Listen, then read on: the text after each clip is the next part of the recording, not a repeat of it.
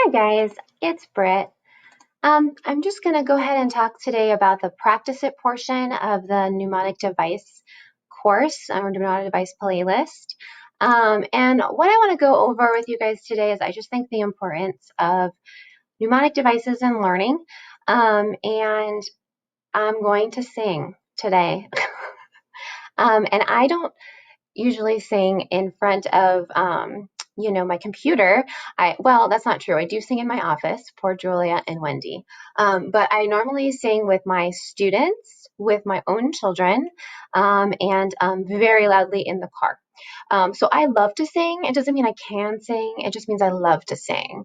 So it doesn't necessarily make me want to put this out on YouTube or the Employee Hub, but I think it's important because this is the practice it portion, and I want to show you guys that it's okay. Like, you can talk your way through songs if you have to. You don't have to sing them, but it is important for students to learn songs and learn mnemonic devices. And it's really high, really ranked on John Hattie. Mnemonics is 0.80, and that's everything. That's songs, that's movements, that's visuals, it's acrostics, it's verbal, anything that you can get them to remember things better. And so I started singing with my students when I was teaching junior AP. So they would do a lot of timed essays when I was teaching with junior AP, and they would always cite the titles of their sources incorrectly, and it would drive me crazy. And we did them quite often to practice for the AP exam, and I would tell them, like, look, kiddos, like, it doesn't matter how great your evidence is and how great your writing is. Like, if you cannot cite something correctly, like, your credibility just goes so far down. And we have to get this right. And they're like, Miss Fingold, like, it's too stressful. Like, we're trying to remember all these things to put in these essays, and I just don't care what the title of the article is or how I cite it. I'm like, well, you need to care. So we came up with a song, or I came up with the song one night, and then I taught it to them. And it's because I grew up in the 90s, and I was a huge Backstreet Boy fan. I was also an NSYNC fan. I was more of an NSYNC fan than I was a Backstreet Boy fan. So if there's like judgment happening here, like, like, put it to rest for a little bit. Because if you're more of an NSYNC fan, then you can for sure turn this Backstreet Boy song into some kind of NSYNC song for your students later. But I did it to I Want It That Way, and it was really short. And it went something like this. You are my title, the one I'm citing. Yes, I know this may seem lame, but Bing wants it that way. Tell me why novel titles are italicized. Tell me why article titles are quoted.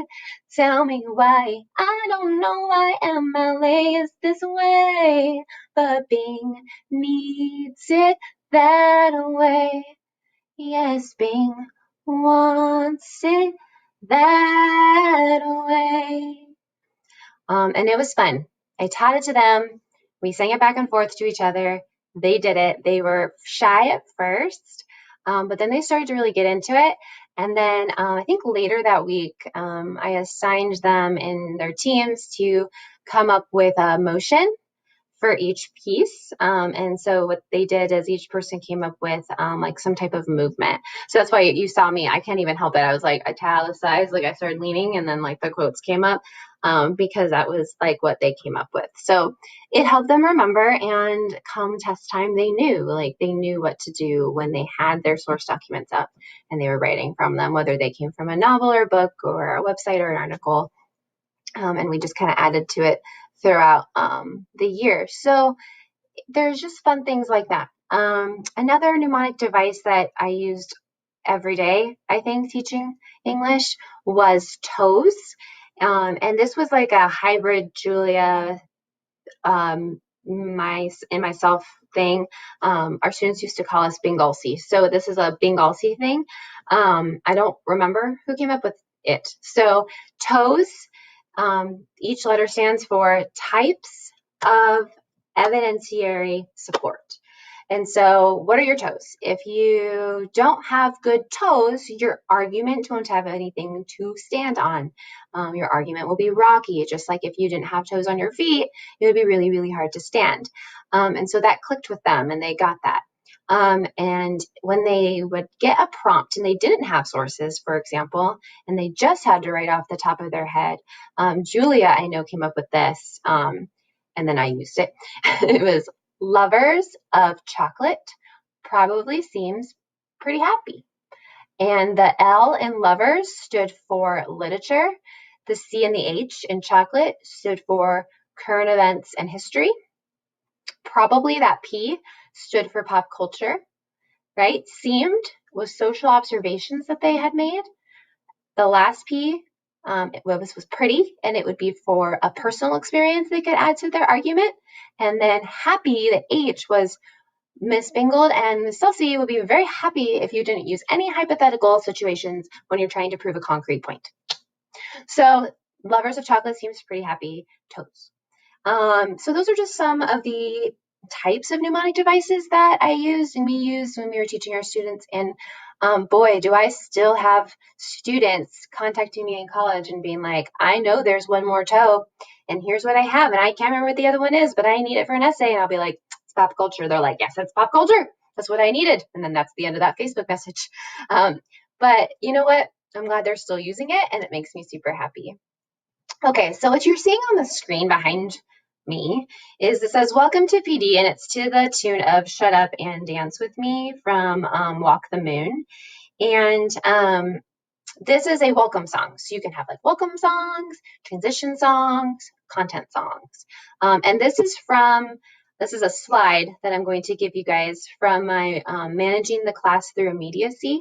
So if that's something that's interesting to you about using mnemonics and using loose parts and different ways to bring creativity into your class to keep it novel and to keep it going quickly, look for that next fall.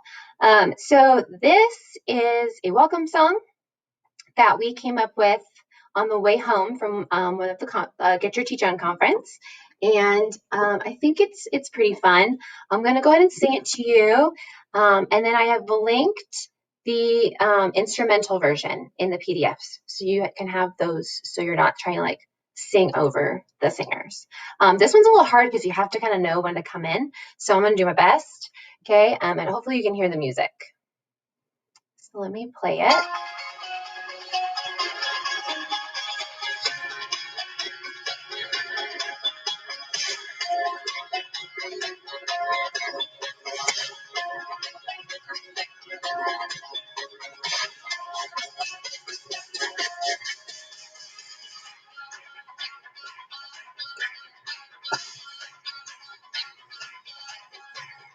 We are lovers of PD, the strategies, teaching tools, John Hattie. You bring your joy and your energy.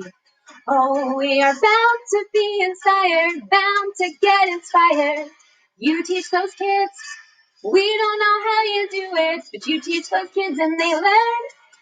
So don't you dare side chat, just keep your eyes on me. I said no holding back, has to stand up and learn with me. This career is your destiny. I said, ooh, ooh, stand up and learn with me. Ooh, that is the tone that I'm not great at. But that's a welcome song, so that's kind of fun. And think about how you could change some of that out. We are lovers of learning, right? And you could switch out each thing for something that they're learning right now, and you could sing it to them on their first WebEx and say, okay, I came up with this song for us to welcome us today, or you can talk them through it if you don't want to sing it. But they will love to see you vulnerable. They'll love to see something fun and creative. Like, I am tone deaf, but guys, like my students did not care. Like they were like, wow, she's up here like singing, like we can do it too.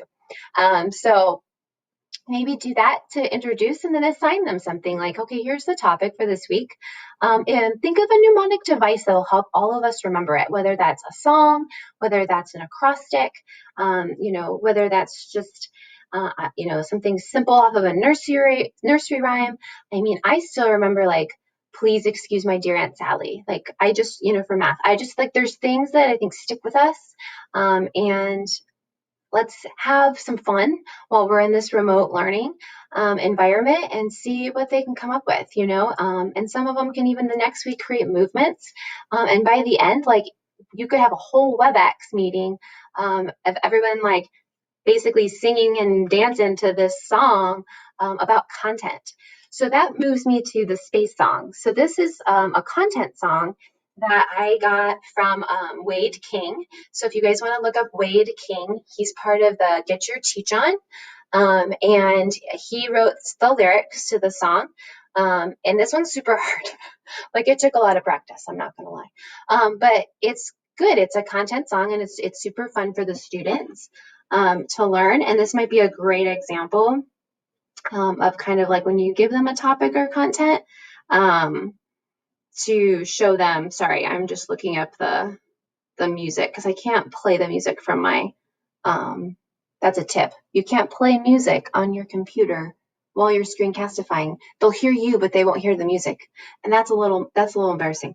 So you have to play it on your phone. Okay, so Runaway Baby Instrumental.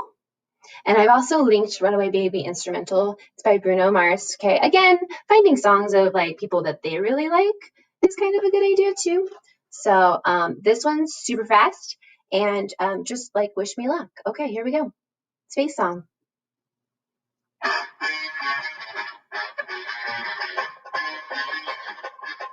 Looky here, what do we have? Another supernova probably blew off your hat. This is the big bang that started it all. Science and kings talking planets and stars. Well, looky here, we're talking space. We're talking planets that might never go away. Well, looky here, I'm with 6th grade. We're talking planets, stars, the sun. Oh, we're talking space. We got terrestrial, gaseous planets, sun and the moon. Neptune got a thermostat, just like a balloon. Uranus is chilly and turns a different way. Saturn's got those rings like it's a big day. We're talking planets, stars, the sun, but wait, there's more to learn. We're talking space. All right, well, that's quite enough of that.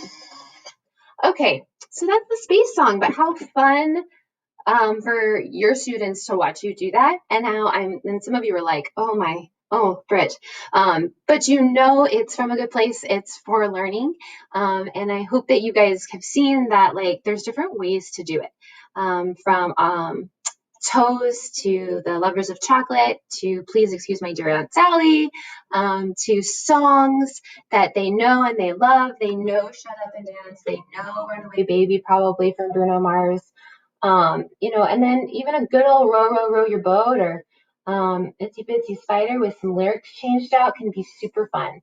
So this is the practice it portion, and I hope that you practice it. I hope you try to come up with some type of mnemonic device for your students this week, maybe in your welcome video or in a WebEx meeting to try to help them remember what they're learning right now, because right now their learning is the star and their grades are not. And I think this is a great way to emphasize that for sure.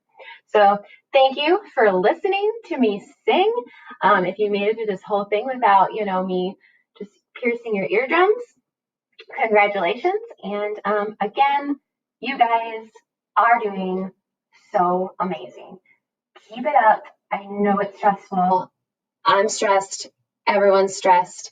But you know what? Singing and dancing and moving can get that stress to go away.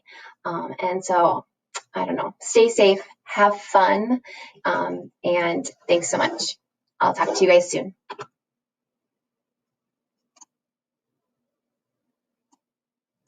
If I can find the button to stop the recording. Here it is. Okay. Bye, guys.